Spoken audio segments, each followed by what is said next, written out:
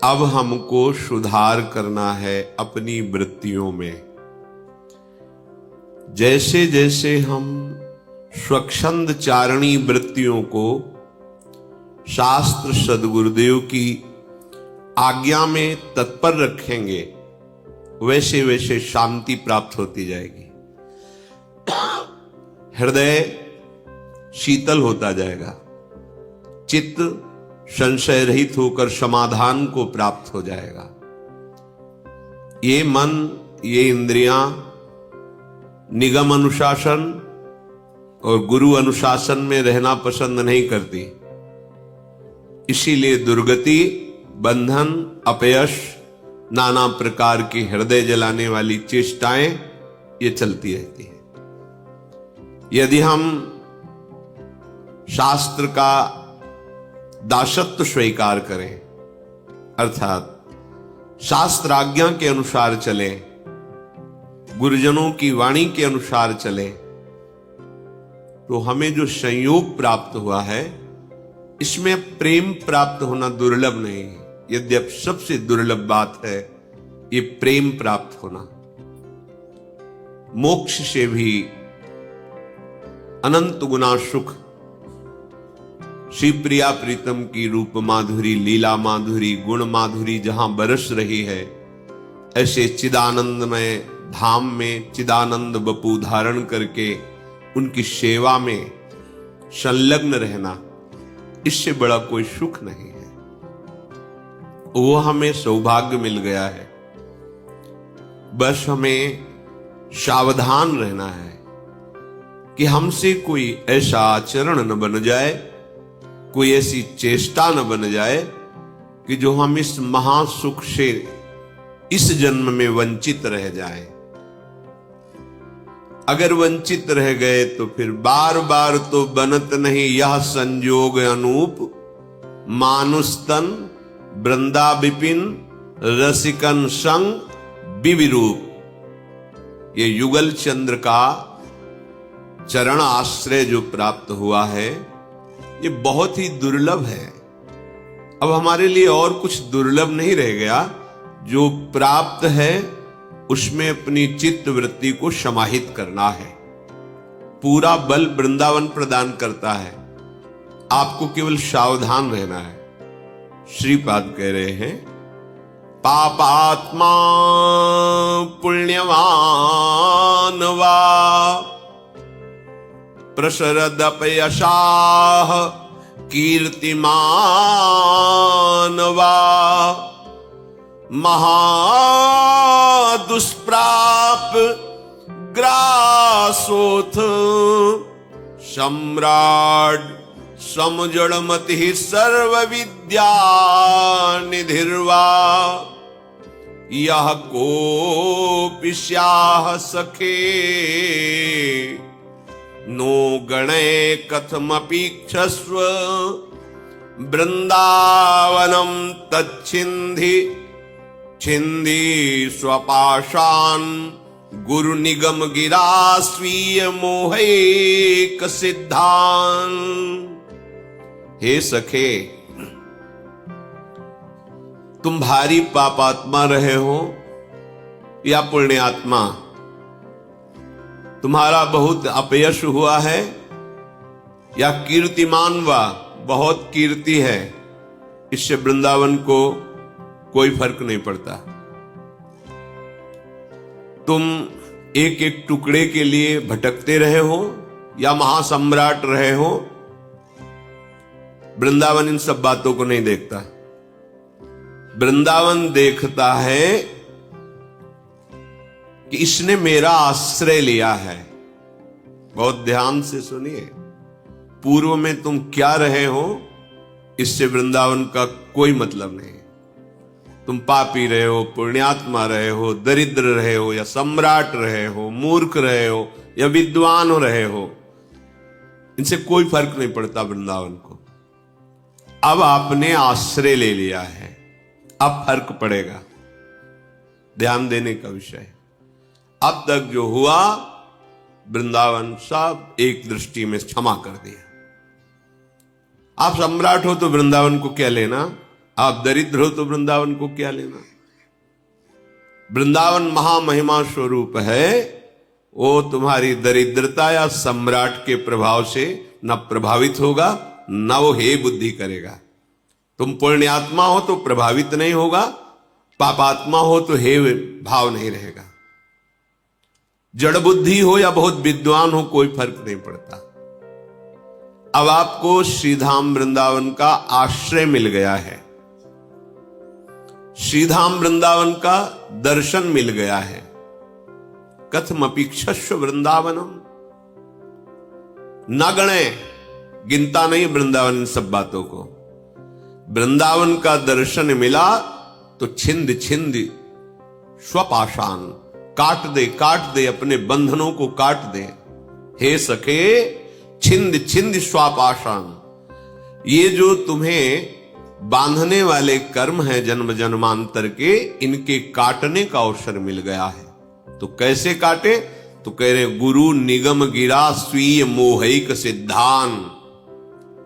अब अज्ञान की बात मत मानो, गुरुदेव की बात मानो, निगम गिरा वेद की बात मानो, शास्त्र की बात मानो। श्रीधाम वृंदावन का आश्रय और सेवन करो तो तुम्हारे सारे बंधन कट जाएंगे। दुख, शोक, पाप, जन्म मरण, नाना प्रकार की कुवासनाएं, चिंता, ये सब भस्म हो जाएगी। पर स्वपाषाण, आपने ये बंधन स्वीकार किया है, अब छूटेगा। गुरु निगम गिरा, गुरुदेव की वाणी जो शास्त्र सम्मत है उसको स्वीकार करो। स्वीय मोहिक सिद्धान, तुम्हारा मोह ही तुम्हारी सिद्धि में बाधक है। भगवत प्राप्ति में ये देह का मोह, इंद्रियों का दुलार, मन के अनुसार चलना, शरीर संबंधियों का राग, यही मोह का विस्तार है। यही मोह तुम्हारी दिव्यता, दिव्य आनंद में बाधक है। इसके नाश करने में समर्थ है गुरु वचन, शास्त्र वचन, उनको स्वीकार कर। श्रीधाम वृंदावन में आश्रय लेने वाला या वास करने वाला, स्त्री मात्रे मात्र बुद्धि स्थिर चर निखिल प्राणी पूपाश बुद्धि। जितनी भी यहां माताएं बहनें हैं, ये सब हमारी श्री जी की सखियां हैं। भाव देश में देखो, हमारे प्रभु की प्राप्ति में अत्यंत आवश्यक है ये भाव। ये जो आप गंदी दृष्टि से माताओं बहनों की तरफ देखते हैं या किसी पुरुष की तरफ माताएं बहनें देखती हैं, ये आपकी दृष्टि कैसे प्रियालाल को देख पाएगी? खुद गंदगी पैदा कर रहे हो अपनी दृष्टि में और चाहते हो प्रेम मूर्ति श्यामा श्याम के दर्शन, साक्षात्कार। धूल झोंक रहे हो अपनी आंखों में और सूक्ष्म वस्तु देखना चाहते हो। सावधान, स्त्री मात्रे मात्र बुद्धि है।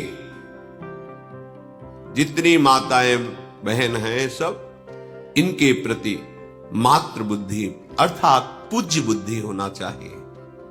कई बार सत्संग में कहा है कि वो बहुत ही आसुरी स्वभाव वाला राक्षस होगा जो अपनी माता बहन बेटी के प्रति गंदी दृष्टि रखे।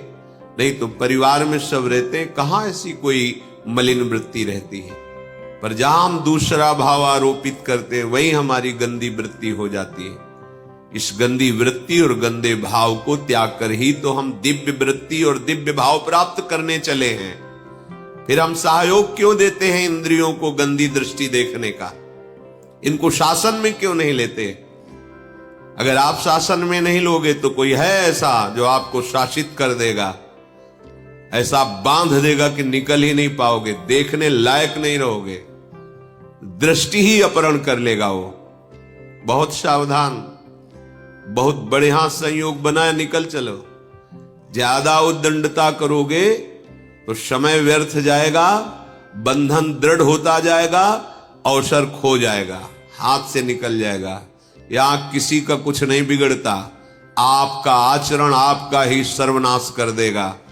तुम किसी को नहीं बिगाड़ सकते, तुम्हारे आचरण ही तुम्हें नष्ट कर देंगे। सत्संग का तात्पर्य मनोरंजन नहीं है, सत्संग का तात्पर्य है मन की अशुभ वृत्तियों का नाश करके सत्संग करना। सत है श्यामा श्याम, सत है श्यामा श्याम का नाम, सत है श्री वृंदावन धाम, सत है रसिकों का उपदेश। अगर ये स्वीकार है तो सत्संग है, ये स्वीकार नहीं तो नाटक है, सत्संग नहीं है। फिर जगत नाटक में फंस करके फिर रो। अगर जगत नाटक से मुक्त होना है तो ये सत्संग स्वीकार करो। हमारी वृत्तियां जब जैसा चाहती वैसा मनमानी, किससे छुपा रहे हो? अंतर्यामी परमात्मा तुम्हारे हृदय में बैठा एक एक बात देख रहा है और उसी की प्राप्ति के लिए चले हो और उसी से छल कपट करके उसी को तुम जान रहे हो कि वो तुम्हारी बातें नहीं जान रहा, तो ठीक है, वो तुम्हारी ये बातें नहीं जान रहा तो तुम्हारी सत्वृत्तियां भी वो नहीं जानेगा, कर लो। अगर तुम असत वृत्ति गंदी बातों को ये समझ रहे हो कि कोई बात नहीं, क्या यहां तो कोई नहीं देख रहा है, तो फिर जो तुम शुभ आचरण कर रहे हो वो भी फलीभूत नहीं होंगे। फिर पुकारोगे कि अरे हमने क्या बिगाड़ा, भगवान का ऐसा कर दिया, क्योंकि तुमने मान लिया ना, ये यथा माम प्रपद्यन्ते तास तथैव भजाम्य हम। वो नहीं देख रहा है तो वो कुछ नहीं देख रहा है, तुम जैसा मानोगे वैसा ही दिखाई देगा, पर तुम्हारा कर्म तुम्हें नहीं बख्शेगा। स्त्री मात्र में पूज्य भाव, बच जाओगे। किसी का तुम कुछ नहीं बिगाड़ सकते, तुम अपना सर्वनाश करोगे। तुम्हारा हृदय गंदा हो जाएगा, तुम्हारा हृदय तुम्हें जलाएगा, हृदय तुम्हें ऐसी प्रेरणा करेगा कि फंस जाओगे, ऐसी जगह फंस जाओगे जहां कोई नहीं निकाल सकता, क्योंकि जो निकालने वाला था उसने अवसर दिया, निकालने की चेष्टा की, पर आप फिर फिसल कर वहीं खड़े हो गए। श्रीपाद कह रहे स्थिर चर निखिल प्राणी सुपाश्य बुद्धि। यहां वृंदावन में क्या संपूर्ण चरचर जगत ये उपास्य देव ही बने हुए हैं। ऐसी बुद्धि अपने हृदय में धारण करो। सर्वान वस्तुतया निरीक्ष्य परम स्वाराध्य बुद्धिर मम। मेरी बुद्धि में ये दृढ़ निश्चय हो जाए कि मेरे आराध्य देव प्रभु ही सब रूपों में विराजमान है, चाहे वो जड़ हो चाहे चैतन्य हो, यही साधना का फल है। जड़ चेतन जग जीव जत सकल राम मैं जानी, बंदों सबके पद कमल सदा जोर जुग पानी। यह है वैष्णव का स्वरूप, यह है उपासक का स्वरूप। कहीं भी कोई रागात्मक या द्वेषात्मक वृत्ति नहीं, असंगोहम उदासीन स्थिति, समझ में नहीं आता।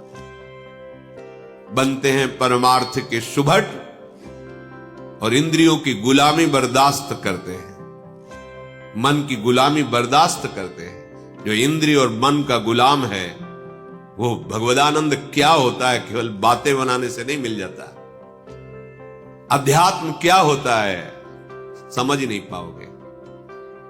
बहुत सावधान। संपूर्ण चराचर में भगवत बुद्धि, जब उपासक पर कृपा होती है, निरंतर नाम जप, मंत्र जप, वाणी गायन, एकांत सेवन, अपने आराध्य देव की सेवा में तन्मयता, तो झलकने लगते हैं कृपा करके युगल सरकार।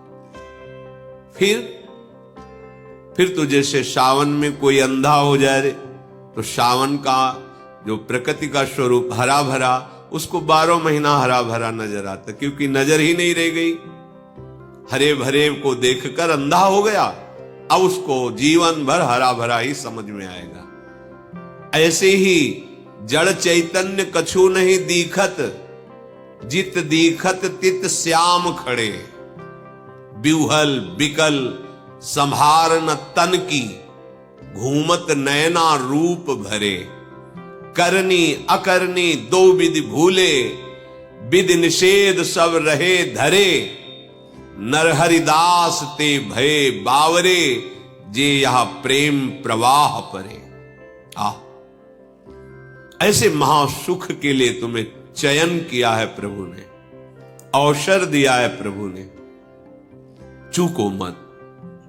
संपूर्ण माताओं बहनों में पूज्य बुद्धि चरणों के दर्शन से ही हमारी दृष्टि पवित्र होगी। अगर मुख की तरफ दृष्टि जमाई तो जो चाहे आपन कल्याणा, सुजस सुमति शुभगति शुभ नाना, सो पर नारी लीलार गोसाई, तजौ चौथ के चंद किनाई। अगर माताओं बहनों की तरफ गंदी दृष्टि से देखोगे तो मति गति ऐश्वर्य वैभव सब नष्ट हो जाएगा। जिसने भी इतिहास साक्षी है माताओं बहनों की तरफ गंदी दृष्टि से देखा, वो चाहे जितना बड़ा वरदानी या बलशाली रहा हो, धूल धूसरित हो गया, नष्ट हो गया। इतिहास साक्षी है, पढ़ के देख लो। सावधान, तुम तो उपासक हो। तुम्हारी दृष्टि जैसे अपने मां को देखने पर परम पावन दृष्टि होती है, अपनी बहन को देखने पर, ऐसे ही जगत में जितनी भी माताएं बहनें हैं वो सब पूज्य हैं। तत्व दृष्टि से देखें तो एकमात्र सच्चिदानंद प्रभु ही ये स्त्री की पोशाक पहन करके लीला कर रहा है। अपने प्रभु को पहचानो, उनके चरणों के दर्शन करो, उनके चरणों में मानसिक प्रणाम करो। भोग वासना दृष्टि रख करके देखोगे तो वो दृष्टि ही तुम्हारी संपूर्ण सुखों का नाश कर देगी। ध्यान से समझ लीजिए, वो दृष्टि तुम्हें और किसी के नाश करने की जरूरत नहीं, वो खुद तुम्हें नाश कर देगी। तुम्हारे सुख की, शांति की, पवित्रता की, पुण्यों की होली लग जाएगी। बहुत सावधान। ये जीवन एक एक कदम सावधानी से चलने के लिए मिला है। चराचर में, वृंदावन में केवल प्रिया प्रीतम के प्रेमी जन ही विराजमान हैं, ऐसी भावना करो। बाह्य शेषार्थ लाभेष्वपि हृदय मुख म्लान निकृद्धा निबुद्धि। श्रीपाद कह रहे हैं कि जो बाह्य लाभ मिलता है, रुपया मिल जाना, प्रणाम नमस्कार मिल जाना, और भी जो सुख सामग्रियां हैं, ये कोई लाभ नहीं है साधक का। उपासक इसे लाभ ना मान ले कि भाई जीवन भर भजन तपस्या की, वाह वाह ये मिला हमें। ये आखिरी खाई है जहां गिर करके दुर्गति होती है। कामिनी, कंचन, कीर्ति, पुत्रैषणा, वित्तैषणा, लोकैषणा, ये तीन सीमाएं खींची गई भगवत मार्ग के पथिक को। तीनों को बड़ी सफाई से लांग जाओ। अगर किसी में भी तुम भिड़ गए, किसी में धोखा खा गए तो गिर जाओगे खाई में। ये वाहवाही, ये प्रशंसा हरि की ठीक है। अगर अपनी मानी तो ये आखिरी खाई है, इसी में गिर जाओगे, आगे निकलना बड़ा कठिन हो जाएगा। श्रीपाद कह रहे बाह्य शेषार्थ लाभेष्वपि, ये बाह्य लाभ कोई लाभ है? नाना प्रकार की सुख भोग सामग्री मिल जाना, प्रशंसा मिल जाना, प्रणाम नमस्कार या अन्य अन्य, ये कोई लाभ है? अभी प्राण निकलेंगे, चले जाओगे, कौन पूछेगा? जब भगवान का अवतार हुआ, उनके नाम गुण नहीं गा रहे तो तुम्हारे नाम गुण गाए जाएंगे। व्यर्थ का ज्ञान, हमारा नाम हो जाए, हमारी कीर्ति हो जाए, या व्यर्थ का हम इतना निर्माण करवाएंगे कि वाह वाह, बड़े बड़े सम्राटों के किले में कबूतर हग रहे हैं, तुम्हारे निर्माण में कौन सा ऐसा महान यश हो जाएगा कि पूरा त्रिभुवन कहेगा वाह, विश्वकर्मा ने बनाया तो उनका नाम तो ले नहीं रहा कोई। जिन्होंने सुधर्मा सभा रची गई, इंद्रप्रस्थ में ऐसी सब कहां है? माया के प्रवाह में सब बह गए, इतिहास में केवल लिखे रहे। तुम क्या हो? बाह्याशेषार्थ लाभेष्वपि, अगर बाहर का लाभ तुम्हें लाभ दिखाई दे रहा है तो बड़े धोखे में हो। हृदय मुख म्लान निकृद्धा निबुद्धे, तुम्हें उदास हो जाना चाहिए कि तुम्हारी बुद्धि जो है वो भ्रष्ट हो रही है। सच्चिदानंद प्रभु के स्मरण को छोड़कर, प्रभु के चिंतन को छोड़कर विषय सुख, धन संपत्ति, मान बढ़ाई, विषय भोग, तुम्हारी बुद्धि खराब हो गई है। उदास होना चाहिए तुम्हें। भगवत मार्ग के पथिक का लाभ केवल एक ही है, निरंतर अखंड भगवत स्मृति, तैल धारावत भगवत स्मृति। रूप समाया हुआ है और नाम चल रहा है, इससे बड़ी कोई लाभ वृत्ति नहीं।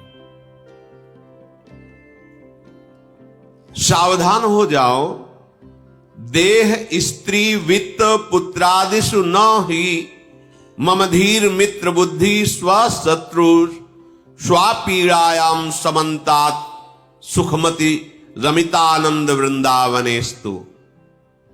श्रीपाद कह रहे हैं, यदि इसी जन्म में भगवत प्राप्ति करनी है, वृंदावन का आश्रय लिया है, वास स्वीकार किया है, तो देह में, स्त्री शरीर में, वित्त अर्थात संपत्ति में, पुत्र और गृह घर, इसमें ममता न करो। ये देह भगवत सेवा पात्र है। हमें जितने परिवार के जन मिले वो भगवत स्वरूप मानकर केवल अपने कर्तव्य का पालन करके उस सेवा को भगवत प्रसन्नता हेतु बनाना है।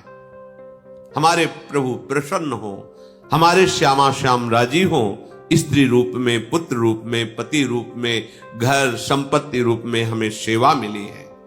अगर उसमें आप ये मैं भोगता हूं, ये मेरी संपत्ति है, फंस गए।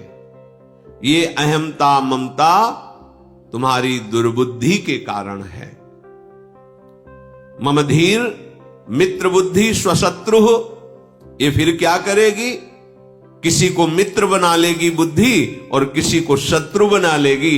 किसी में राग करेगी, किसी में द्वेष, किसी में अनुकूलता, किसी में प्रतिकूलता, और आ गया प्रपंच और नष्ट हो गया। जो उद्देश्य था समता वो तो गई, जो उद्देश्य था प्रभु के चरणारविंद की ममता वो तो गई। ये दुर्बुद्धि कहने में समय ज्यादा लगा, आने में नहीं लगता। दुर्बुद्धि इतना कहने में समय लगा, इतने में वो सब काम कर देगी। बहुत सावधान। इसीलिए हानि हरिवंश के नाम अंतर परे, लाभ हरिवंश उच्चरत बानी। तब सुख हरिवंश गुण नाम रसना रटत और बहुवचन अति दुखदानी। प्रिया प्रीतम की वार्ता किसी और कुछ बोले तो फंस जाओगे। नाम छूटा तो हानि हो जाएगी, नाम चल रहा है तो और सब हानि हो गई। बाहरी तो कोई हानि नहीं है क्योंकि आपके पास नाम है। नाम छूट गया, बाहरी लाभ है तो कोई लाभ नहीं है। स्वपीड़ायाम समन्तात सुखमति रमितानंद वृंदावनेस्तु। कह रहे हैं कि तुम्हें विशेष विशेष कष्ट दिया जाए, आंतरिक और बाहरी भी, तो तुम इस परम सुख की प्राप्ति के उद्देश्य से विचलित मत होना।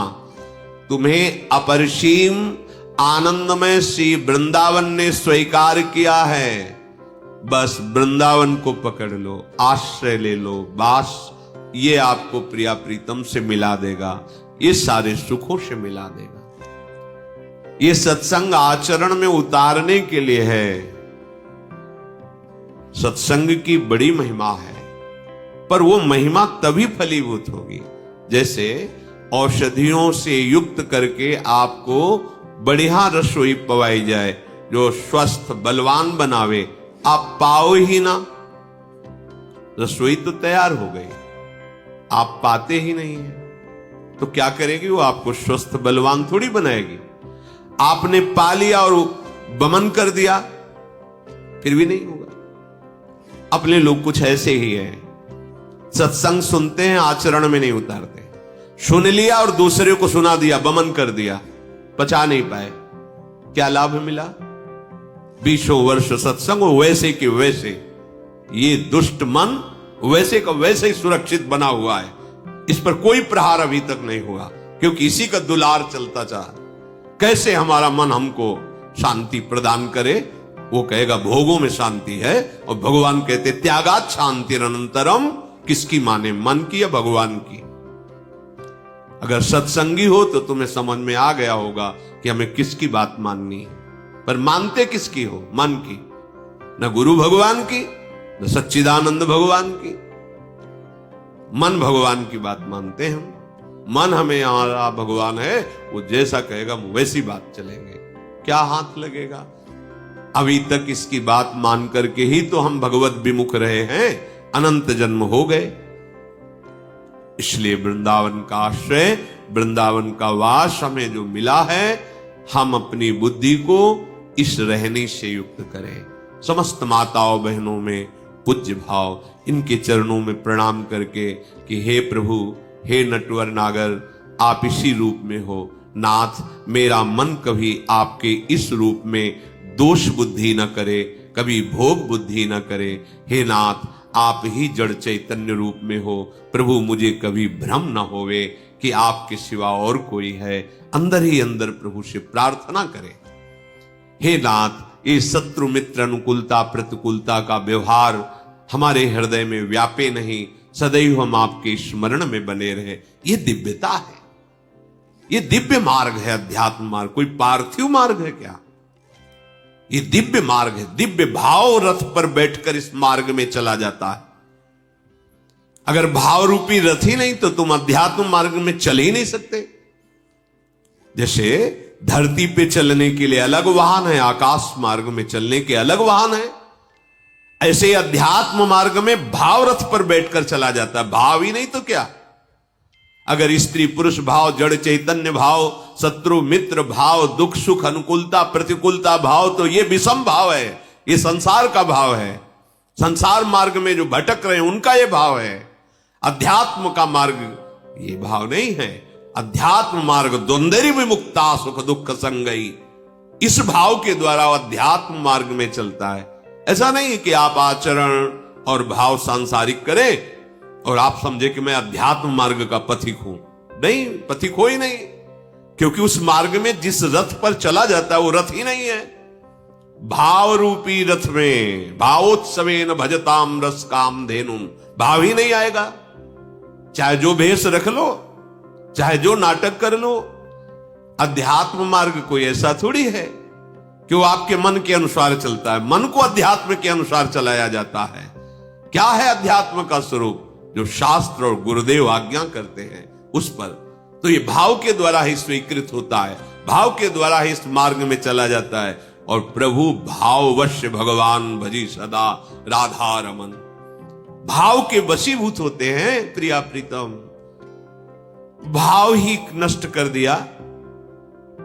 स्त्री भाव, पुरुष भाव, भोग भाव, राग भाव, इन भावों से अध्यात्म में चला जाता है क्या? शत्रु भाव, मित्र भाव, कपट, छल, इन भावों के द्वारा अध्यात्म, गंध भी नहीं मिलेगी अध्यात्म की। पूरा जीवन ऐसे व्यतीत कर दोगे, खाली खाली के खाली। तो आप तो कहते हैं वृंदावन में अगर भजन ना भी हो तो भगवत प्राप्ति हो जाती, फिर खाली कैसे रहेगा? क्योंकि आप उस समय अपराध वृत्तियों से युक्त हो जाएंगे। जब आप भाव से नहीं चलेंगे तो आपके अंदर अपराध वृत्तियां जागृत रहेंगी, तभी तो भाव नहीं बना है। वो अपराध वृत्तियां ऐसी करेंगे कि फिर गति बिगड़ जाएगी। वृंदावन यही विधि बसे तज के सब अभिमान, तृणते नीचो आपको जाने सोई जान। वृंदावन बस के इतनो बड़ो सयान, जुगल चरण के भजन बिन निमिष न दीजे जान। यह है, एक क्षण भी श्यामा श्याम का विस्मरण नहीं। साप के प्रति चरण वंदना, स्वयं में अति दैन्यता, वृंदावन कृपा कर देगा। भाव नहीं है तो फिर ये जो भाव का अभाव है, इसी में सारे विकार होते हैं और इसी से निंदा स्तुति मान अपमान, ये प्रपंच, तो ये अपराध बनेगा। अपराध बनेगा तो फिर उसका दंड मिलेगा। दंड अमृत है अपने लिए, दूसरे के लिए नहीं। अपने लिए क्षमा विष है, दूसरे के लिए क्षमा अमृत है, दंड विष है। जहां तक हो हम दूसरे को क्षमा करें, पर अपने को नहीं। अपने को दंड चाहिए। ये उद्दंड मन, ये उद्दंड इंद्रियां बिना दंड के सही रास्ते पर नहीं आती। हम दूसरे को तो दंड देने में बहादुर होते हैं, अपने को क्षमा कर देते हैं। कोई बात नहीं, दूसरे की बड़ी से बड़ी बात को हम कह सकते हैं कोई बात नहीं, लेकिन अपनी बात को कोई बात नहीं ऐसा नहीं कहेंगे। एक छोटी सी भी बात के लिए हमें प्रायश्चित करना होगा, हमें उसके लिए दंड सहना होगा, तभी ये उद्दंड मन काबू में आता है। लेकिन प्रणाली दूसरी है। यहां दूसरे के एक छोटे से अपराध को बहुत पर्वत की तरह करके विस्तार से दिखाना और अपने पर्वत जैसे अपराध को बिल्कुल छुपा लेना, यह परमार्थ के पथिक का स्वरूप नहीं है। परमार्थ के पथिक का स्वरूप है एक राई जैसे अपराध को पहाड़ करके मानना। अगर अपना छोटा सा भी अपराध है, गलती है, तो उसे पहाड़ की तरह मानना। हे नाथ, कब दूर होगा। गोस्वामी जी कहते, जो मैं अपने अवगुण कहूं, बाढ़ी कथा पार नहीं लाऊं। इतना मैं, ये क्या है? जरा सी भी इस फुरना को पहाड़ जैसा देखते हैं, और अपने पहाड़ जैसे अपराध करने पर भी हम उसे मानते नहीं कि मैंने गलती की। इसीलिए दूसरों पर क्षमा वृत्ति और अपने में दंड वृत्ति, साधन वृत्ति। सुखा दो शरीर को यदि अपराध कर रहा है, भजन बल से मन और इंद्रियों को निष्काम कर दो, इनकी वासनाओं का शमन कर दो। तुम भगवान के चिदानंद अंश हो, ये पार्थिव शरीर नहीं हो। इनके दुलार के लिए इस जन्म को बर्बाद मत करो, मान लो नहीं पछताओगे।